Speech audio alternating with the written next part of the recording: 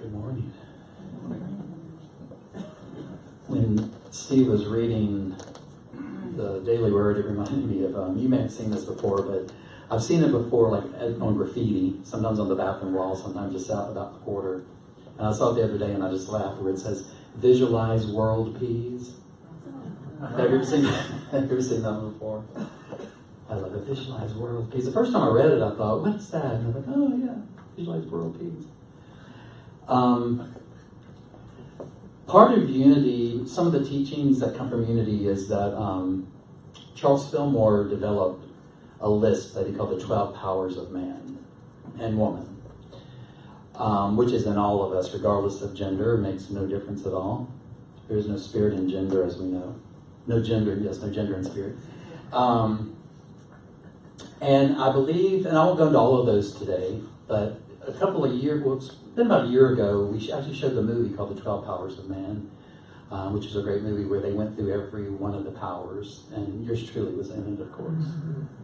And it was actually a really cool thing. You know, some of the best things in life are unexpected. You never plan for them.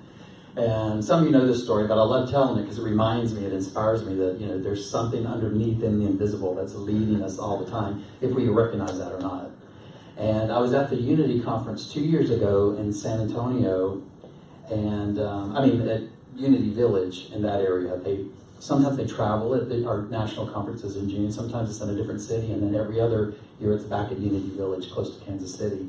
And I was there, and I was having a really great day, and I was just on top of the world, and I was just very inspired. I was in the flow. You know those days where it's just in the flow and everything works?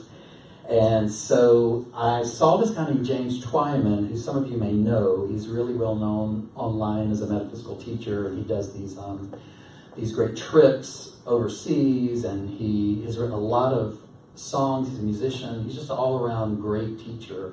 And I saw him, and I love his work, and so I went to say hello to him. You know, it was one of those things like a inspiration. He said, go say hello to James Twyman. And then I thought, well, I don't really want to bother him because he's talking to some people. And it's like, well, he's just a person, you know. I really look up to him because he's so clear about some things, especially like in Course in Miracles. So I thought, no, he's just a... So anyway, I went up to talk to him, and we really connected and hit it off. And we ended up having like a 20-minute conversation. And he was like, are you at a church? And I said, yes, I'm the spiritual director at Unity of Metairie, close to New Orleans. He started asking me all these questions, being very inquisitive. And I could tell something was whirling in his mind. He was like, He said, go get on the best shirt that you have and come meet me in this certain room. He gave me the room number in 30 minutes. And he said, if you would like to be filmed and you're not objected to that, I'll explain it all when I get there. So that's how it happened. It was the craziest thing. And I went and I looked through all my shirts and said, which one looks the best? Which one makes me look best? And all this, all those crazy, silly things we do. So anyway, I put on the shirt. I went down there, and I didn't even realize what was going on because he had this whole studio set up, and it wasn't a hotel room. It was like a ballroom in the hotel. And he just started asking questions and filming me, you know, and, you know, me running my mouth. I said all kind of crazy stuff. As a matter of fact, he kept saying, oh, we can't use that. He said, I'd love to, but that's a little colorful. We can't use that. And we ended up filming for like about an hour, and then I went about my business. Then all of a sudden, like maybe 6 or 7 months later, all my friends that I know around the country in the Unity circles from traveling so much, I started getting these texts from people saying, my God, I saw you in the movie. And I'm like, what movie? You know, and so it was really fun. And that's the kind of thing you can't plan. You know, that's the kind of thing you can't try to make happen. But the movie is made kind of like The Secret, if you've seen that, where they talk to different teachers about different topics. And there I was, you know. And what was funny is people said, before we saw the movie, said, well, what did you say? And I was like, I have not a clue. I have no idea what I said. I don't know what they edited out. But it was really, really cool. And maybe we'll watch that again one day. I now remember we had some people request to watch it maybe on Sunday after church because we showed it here. We premiered it here in New Orleans on a Friday night, and maybe we'll show it again on Sunday. And the whole movie is about the 12 powers, and he goes into great detail about each one of them. So the one that I personally think out of all of them that is the most important, is one that we sometimes overlook, and that's imagination. That's one of the 12 powers. Because I believe that imagination is actually God's version of the world that you can't see yet. imagination is actually God's version of the world that you cannot see yet. It's the greatest part of you that you haven't introduced yourself to. It's a thing that keeps us going. If we didn't have imagination, we would have nowhere. I mean, it's like, if there is no dream, the people will perish. It's kind of the same thing. Without imagination, we really don't have anything to look forward to. And imagination keeps pushing us to go to the next level for ourselves, to be the greatest and best version of ourselves that we can be. Michael Beckwith says something. He's the minister at Agape in Los Angeles. They have a wonderful spiritual community there. They only have about, I think, 6,000 people last time I checked. But and there's a reason, because it's just so wonderful and powerful. He said this, and it just literally, I shifted in a moment. Have you ever heard something and in that moment you just kind of shifted? And what he said was, pain pushes until vision pulls. Pain pushes until vision pulls. And I believe that's an important statement for a lot of reasons. It's not just a powerful, truthful statement, but if we're stuck, and if we're not listening, and we're not growing, and we're not becoming more, that's what that divine discontent is. That I also call it blessed unrest, just because that sounds kind of fancy. Blessed unrest. Do you know what I'm feeling about? It's that part of you that won't ever let you be completely still and contented and satisfied with where you're at. Anybody ring a bell? Anybody know?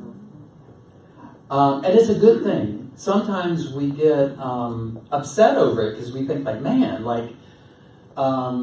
when is this ever going to end? Well, I'll tell you what, it's never going to end. Because who you are and what you are wants to expand.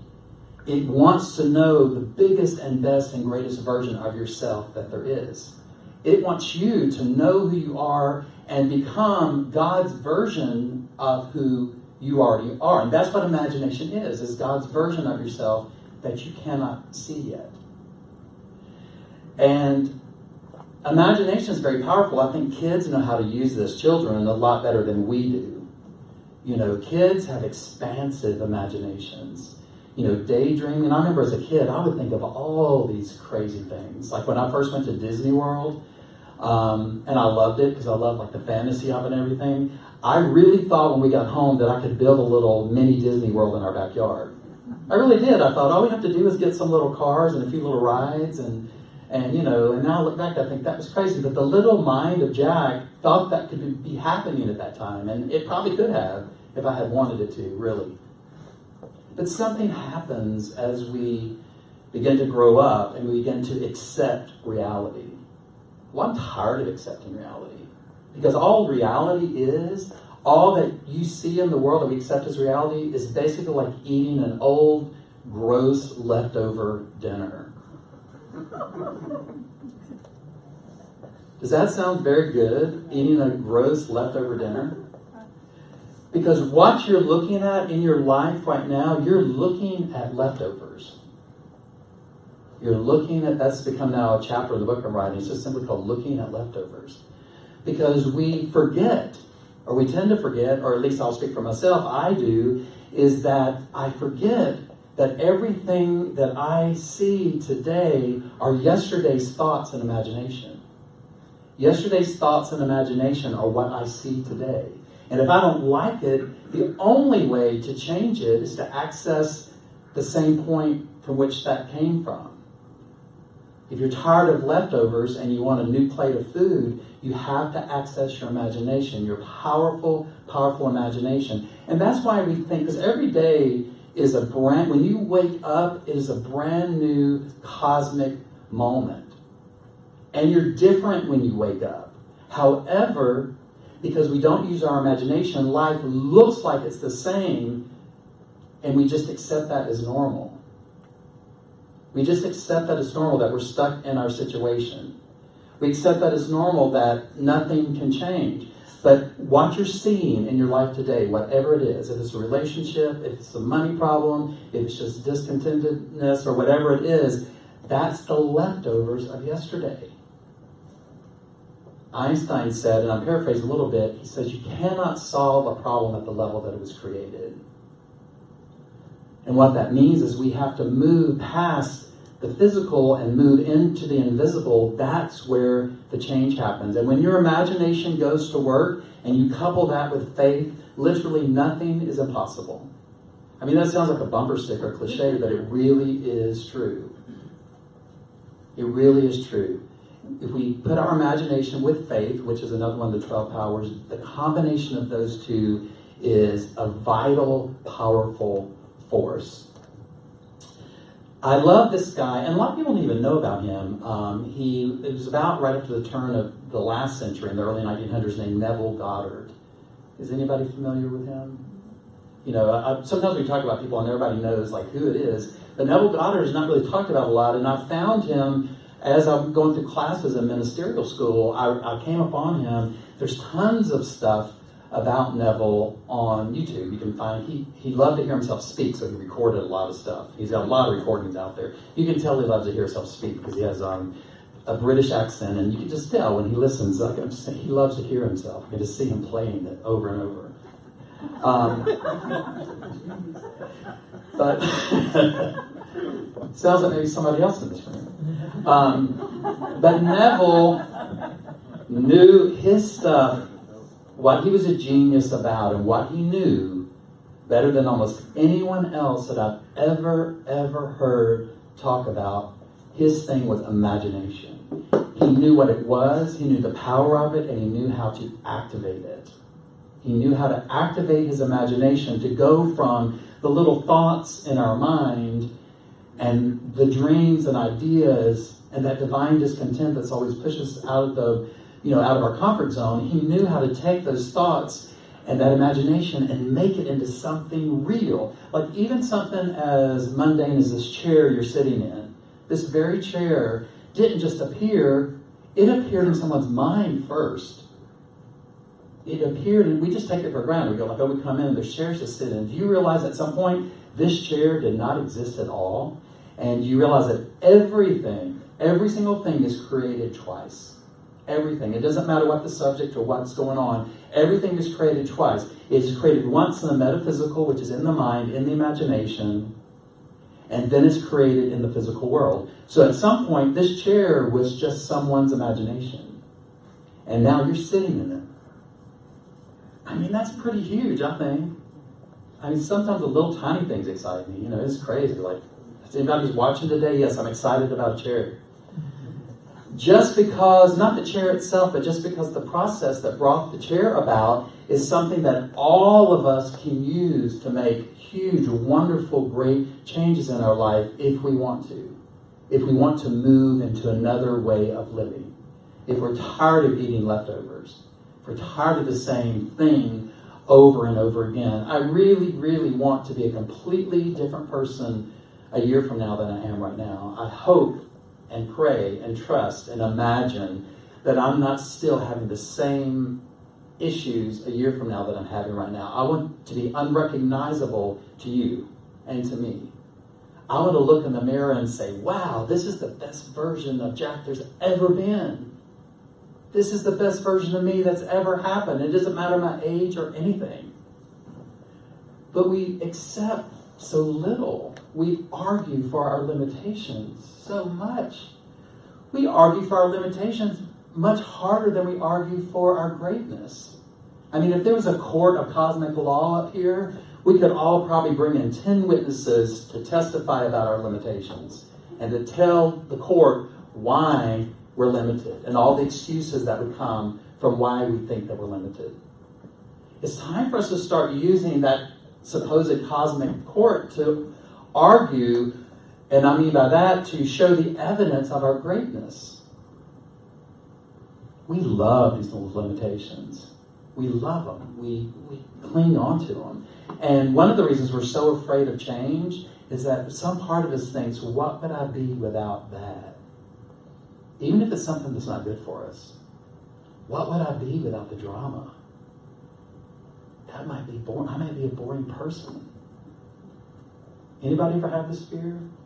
What would I be if all these issues got solved and I was only a loving, wonderful, peaceful, giving, generous, magnificent being? I'm going to have to let go of some stuff. And some of that stuff's been kind of fun. Some of it's been kind of fun. You know, I spoke last week about, I'm so grateful. One of the biggest things I'm grateful for about unity and other metaphysical ideas that I've studied is that I finally realize that the key to peace is not defending my truth. And the only way that you can get to a point where you don't defend your truth is to truly believe your truth. Does that make sense to everybody? Because if you truly believe who you are and you believe everything about the nature of God and the universe, if you believe it for yourself, it doesn't matter if one other person in all of the world that's ever lived believes it. If you stand in your truth, it doesn't matter. And you do not argue. I like to bring this up all the time for all of us as a spiritual measure of what's happening. If you are arguing with somebody, you're arguing with yourself. Period. Period. There's nothing in between. There's no wiggle room. If you're arguing, there's something within you that doesn't fully believe what you're arguing about. And real peace comes when you fully, truly believe what you believe without excuse, and you're able just to, I love this, because when you don't spend a lot of energy defending yourself, it frees up so much imagination and mental energy. I love not having to defend myself. Every now and then it'll rear its ugly head, and I really want to be right. And then I think, what's the price to pay for being right?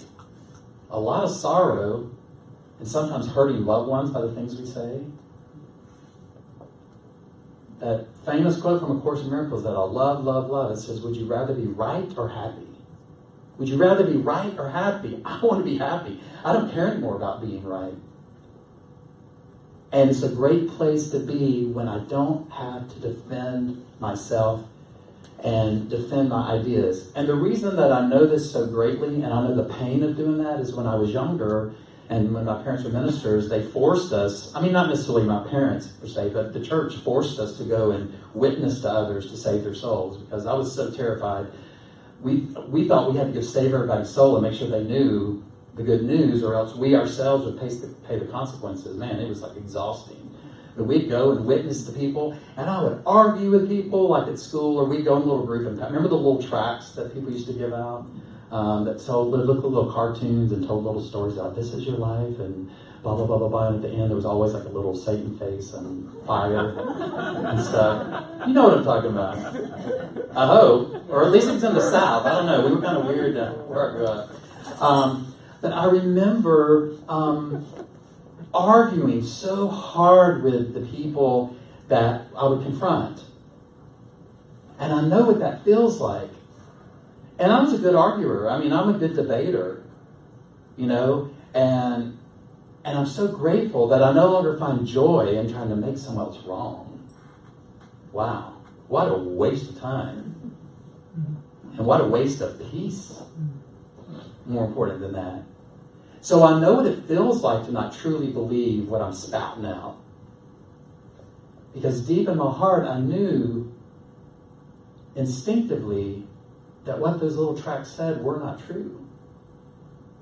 That no matter what I had done or where I had been, that by grace, I was always held in the perfect hands of God, in perfection, exactly as God created me, period. And there was nothing that I could do to change that. That should be the thing that we're most grateful for, that no matter what happens in our life, no matter what the circumstances are, nothing can change who you really are. Your essential self in this very moment is exactly as God created it. Exactly. Right now. It's not to be waited for. It's not to, in a few years, it's not going to happen right now in this moment. So why don't we feel that? Because our awareness is not there yet to where we actually know that. And imagination is a powerful, quick way to get to that point. I try to use my imagination every day, and that's one of the reasons I figured this out last week. That's one of the reasons I love the French Quarter so much, is because you see things that kind of defy logic all the time, like, unclothed people dancing around, or, I can't even think of all the interesting things I saw this year. So it's always pushing my mind out of what we consider to be normal. You know what I mean? Like every day, or almost every day, at least every week, I see something and go, Remember that old song that said, things that make you go, I mean, I see that all the time. And I realized the reason I love that is not just because I'm freaky or something, it's because I love that this thing is always pushing my mind out of its comfort zone, and I'm always thinking out of the box and trying to use my imagination. And there's something to be said for not just having your imagination and using it, but putting it into action. I was going to read you some quotes from Neville Goddard, who I mentioned earlier. Once again, his last name is Goddard, first name Neville. Like, what's the singer's name? Aaron Neville. Same, spelled the same way. So he has quite a few books out. One of my favorites is called Your Faith is Your Fortune. And he's using faith interchangeably with imagination, saying that's where all of it is. You don't have to do anything but have faith and use your imagination. So here's a quote he said, and very simple but so true. Change your conception of yourself, and you will automatically change the world in which you live. Do not try to change people. They are only messengers telling you who you are. Quiet on that one. Revalue yourself, and they will confirm the change.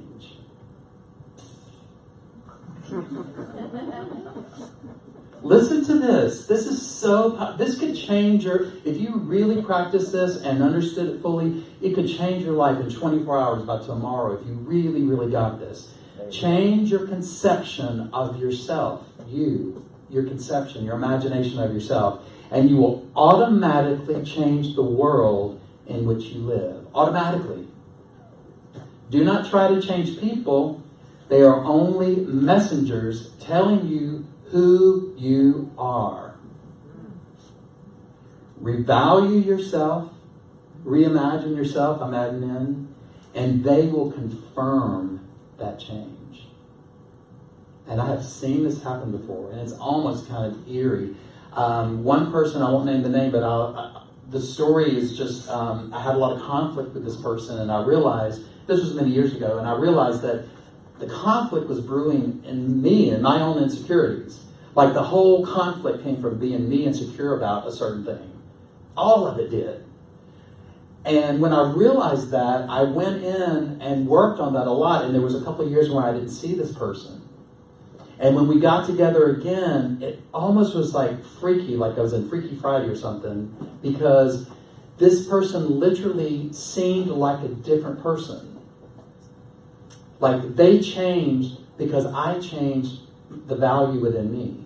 They literally shifted to be another person. And it was just kind of weird. Powerful but weird. I was like, how can this be? And this is what this is talking about. Listen to this one more time. Do not try to change people. Now, we all try to do that. How many times do we withhold love, which isn't true love? We just call it that and say something like, I would really, really love you so much if you would be exactly like I need you to be. I would just love you so much. I would extend love daily. If you would just be exactly what I need you to be, I will love you fully. I promise. Really, I do. You're never going to change people. If you don't know that yet, you need to go back to elementary school. You ain't going to change anybody. All of us have tried. I just cringe when I hear people say like, well, I know that he or she has a lot of issues, but we're still going to get married because I think I'll have a good effect on him or her, and it'll be better. I believe that relationship is doomed. Doomed. It reminds me of my friend Terry Shea, who's a minister in Vancouver, and he used to go to this old, I won't say old folks home, that's not really correct, a assisted living facility. And this woman from Russia was there, and she used to call out bingo. And so all these elderly people were, sitting around doing bingo, and as she was calling out the numbers, she would get to the bottom of the list, and she would say, if you do not have at least 3 spots left, I only have 2 cards left. If you have more than 3 spots left on your card, you are doomed.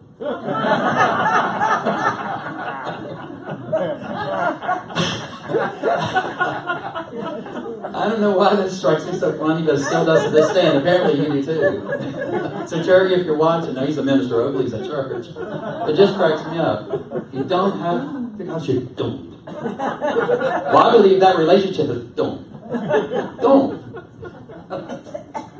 We're not going to change people. What was I doing? I forgot. Do not try to change people. They are only, listen to this. This line is so powerful. They are only messengers telling you who you are. Revalue yourself, and they will confirm the change. And that is from his book, Your Faith is Your Fortune. Well, I have so many quotes, I don't have time to read all of this. One of the quick one is, just straight to the point, nothing comes from without. In other words, nothing comes from out there, which we spend a lot of time out there trying to make things happen. And you can force things to happen out there in the physical. You can force things to happen, and we've all done that before. However, when we do it with the powerful force we have in the invisible, it's much easier. It's just much easier.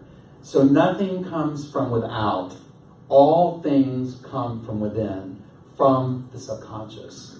Which we might also say the subconscious is part of the imagination. The imagination, those visions and those ideas that are always coming up into our minds. Another great one. Now, he uses the word awakened in front of imagination, which kind of takes it to the next level. In other words, I would think an awakened imagination means one that you're using consciously and with purpose and intention, and it realizes the power of it. He says, an awakened imagination works with a purpose. It creates and conserves the desirable and transforms or destroys the undesirable. An awakened imagination works with a purpose. Because all of us are using our imagination, so this is the biggest point to think about at this point, is you may say, well, I don't have much of imagination. Oh, yes, you do. And you're using it every moment to create your life. And if you don't do it with an awakened mind and consciously and with intent, then you're going to create by default. And what that means is whatever is just automatically there, the imagination defaults to that. And that's why our life looks the same every single day. Because we're just defaulting back to what is. We're defaulting back to the gross plate of leftovers. And we just eat them. We just eat them. And just say, well, it's pretty good, I guess. We still eat it. An awakened imagination works with a purpose. So if you're not using your imagination consciously, your imagination is still working on your behalf. That's how creative. You can't stop creating. You don't have the luxury to say, all right, I'm going to go to a workshop, and it's the best one in the world, and I'm going to cut off my creation button for 2 weeks while I go figure this out. It doesn't work that way. Whatever you're thinking about right now, that's your future. Whatever you're envisioning yourself at, whatever you're feeling yourself as, whatever you're thinking, whatever you're intending, whatever you're embodying in the biggest format, that's what your tomorrow will be. So your imagination is working, and believe me, it's on fire. We have to learn to use it with purpose. And that's what he's saying here. An awakened imagination works with a purpose. It creates and conserves the desirable and transforms or destroys the undesirable. So if you've got stuff in your life that you don't like and it's undesirable, this is the way to change it. It is the only way to change it permanently. It's the only way to change it permanently. So one more quote from Neville, and this one is a little longer, so just stick with me here. Chance or accident is not responsible for the things that happen to you, nor is predestined fate the author of your fortune or misfortune. Your subconscious impressions determine the conditions of your world. So subconscious impressions, what he means are those impressions that are already kind of conditioned in there and printed in there. And the good news is they're changeable, but you have to be willing to do that. You have to be willing to do the work to change it. Like I said, sometimes we don't want to give up stuff. We don't want to give up the drama. We don't want to give up being right. The subconscious is not selective. It is impersonal and no respecter of persons. Now, what this means is exactly what I was talking about, that your imagination, this version of you that you're imagining, that you're always thinking about, it doesn't stop you if you do something that's not going to work for you. It just literally obeys your command. It doesn't say, that's not going to work out for you. It just says, all right, thy wish is my command. Literally. And that's what it means by, it's not a respecter of persons, and it's not impersonal. And it is impersonal. And that doesn't mean that this presence that is God doesn't care about us, is not personal. This is the most personal, intimate thing it can be, because it is what we are. I mean, you can't separate yourself from this presence because you are this presence. So the impersonality, the impersonal part of it only means that it doesn't pick you out and say, that's good for you or that's bad for you. It just gives it to you. The subconscious is not concerned with the truth or falsity of your feeling. It always accepts as true that which you feel to be true. Now, this is a crazy one and kind of a sticky one, because it says that whatever you feel is true and believe is true, it accepts as true. So if you think that there's a purple monster out there running around on Veterans Boulevard, it knows there's a purple monster out there. And more than likely, if you believed it hard enough, you would see a purple monster out there. Now, we'd probably give you medication quickly, but feeling is the assent of the subconscious to the truth of that which is declared to be true. Because of this quality of the subconscious, there is nothing impossible to man or woman. Nothing is impossible to man or woman.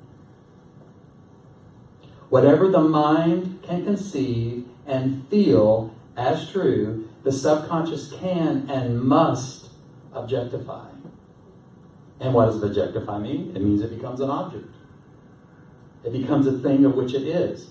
Your feelings create the pattern from which your world is fashioned, and a change of feeling is a change of pattern. Your feelings create the pattern from which your world is fashioned, and a change of feeling is a change of pattern. So I hope I'm trying to give a little insight to how powerful your imagination is. That it's not just an idle thing. It is a powerful, creative force, like a rushing river. And it may feel kind of calm, which we always want to be calm and peaceful, but literally, it is the most powerful thing and the most powerful tool that you have within you.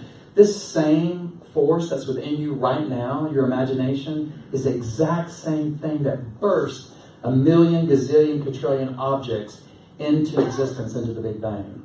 That same exact power is within you right now. And you worried about your mortgage? Huh? You worried about your car payment? Huh? Are you crazy? I've been practicing this week using my imagination in ways that are powerful and with intention, with great intention.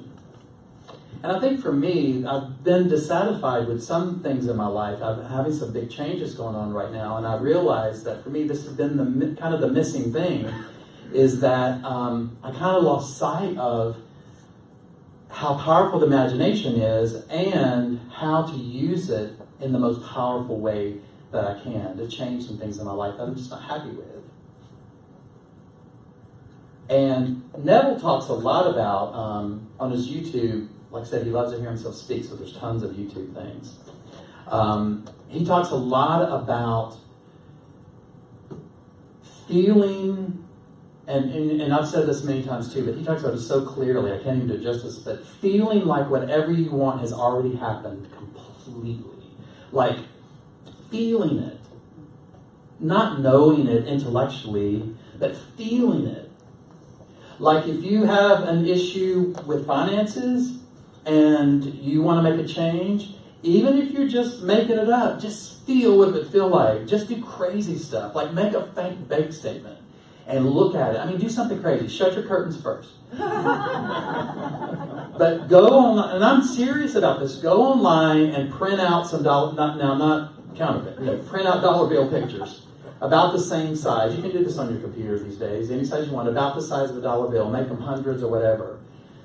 Print 100 of those suckers up. Make a fake bank statement. Put your name on it. Put whatever you want. $2 million. It doesn't matter at this point if you really can access the belief in that. Just do that. And take that money and throw it in the air and roll around in it and rub it all over yourself and squirm and flee it and just stomp on it, even burn one of them. Just say, I got money to burn. This magnificent source of life that is within me is unlimited. It didn't matter if I burned this 100. There's tons more where that one came from. And I promise you, $2 million may not appear in your checking account the next day, but there will be a shift within you about finances if you act as though what you are wanting already has happened. Has already happened. And it doesn't cost anything. Feeling something doesn't cost anything. You don't have to go invest, just feel it. You've heard me tell the story before is I tapped into this a couple of years ago before I even knew what to call it, that when I was songwriting more fluently when I was younger and wrote for this company in Nashville, someone told me, said, just pretend like your song's on the radio. So I would, like a song I had written, say, I don't know, who sells a lot of records, say Kelly Clarkson recorded one of my songs. I'd make a lot of money, okay? So I would get in the radio and turn it on, and whatever song was on there, I would scream my song out at the top of my lungs. Like I was listening to my song. And I would think, man, this is so cool, my song's on the radio. And then I would fake dial somebody on the phone and go like, oh my God, I'm in the car, and I just played my song, I'm about to run off the road, I'm so excited. I did. And a few weeks after that, I got a telephone call from someone, a song publisher, one of those people that is like an agent, that said, Jack, you're never going to believe what happened. This guy named Naeem Thomas in Spain, he's a huge superstar in Spain. He's just recorded your song Caliente. Like, what? How can that be? In a short amount of time. Now, what I realized too is that you got to be specific with this because it wasn't. People were hearing my song on the radio, but one was in Spanish and it was in Spain. So I got to shift it just a little bit to the right. But it happened, like that feeling, and I know it happened because I felt it before it was there. And it sounds crazy to do these things, but they are very, very effective. And this is what your imagination can do if you really, really want to change your life.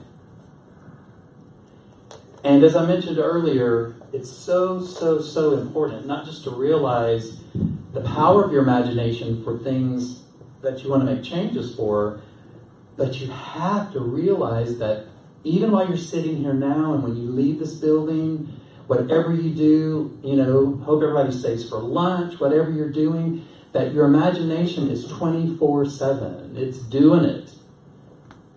It's doing it.